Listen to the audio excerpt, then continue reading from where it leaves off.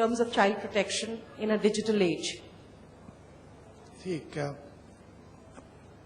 primarily, in fact, in the residential setup when we give, earlier, I still remember when we allowed the children and teachers to use the internet. It's in fact a couple of years back.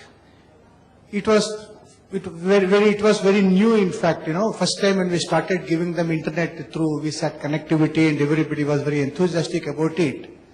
Certainly, in some quarters, they had reservations that if you open it and leave it just like that without supervision of anybody, they could have a look into any website.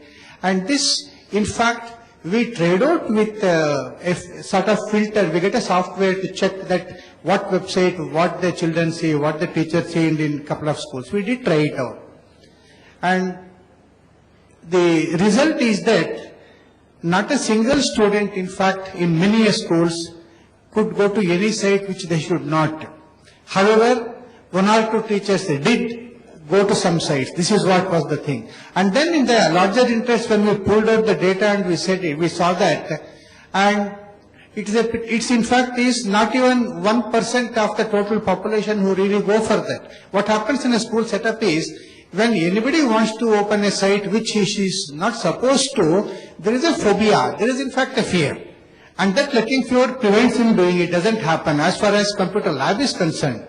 Now the next question is, if at all the laptop is in their hand and they are anywhere else, there is no control, and through the control we won't be able to achieve it. Only way is how I bring up a child, like my son. I can't have a control that what he would do. It's only upbringing that you should help the child.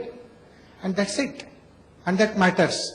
And we are, I may not be relevant here. That's what I said, particularly when I said about attitudinal change. Now we are more concerned with value-based education, value education training to our teachers and principals rather than on pedagogy. And this helps us to enhance the capacity in the pedagogy. This is what actually is our thinking now. The last. I will, Mr. Rao is being modest. I want to ask the House, how many of you have been to a Navodaya Vidyalaya? Yes, how many? Good. 1, 2. How many of you have been to a Navodaya Vidyalaya, spent the evening there after office hours? Very interesting. Now I want to share something with you. The Navodaya Vidyalaya is a beautiful institution. In the evening, firstly, they are all located in the wilderness. The teachers have nothing to do. They've got no other interest. Their families are somewhere else. The whole school gathers, and the classrooms are open till about 8 o'clock dinner time. Whenever a child wants to, the computer lab is open. Unlike even private schools, even private residential schools, where labs have timings and they close it down. The child just walks in, logs on, does what he or she wants to do, and walks out. It's a beautiful sight to see village children having that kind of access.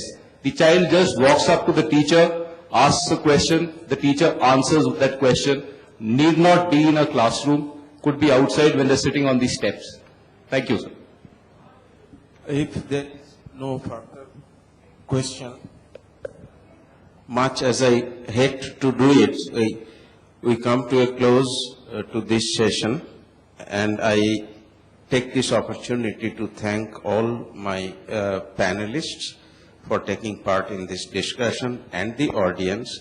And I also thank CSDMS for making this occasion happen. Thank you very much.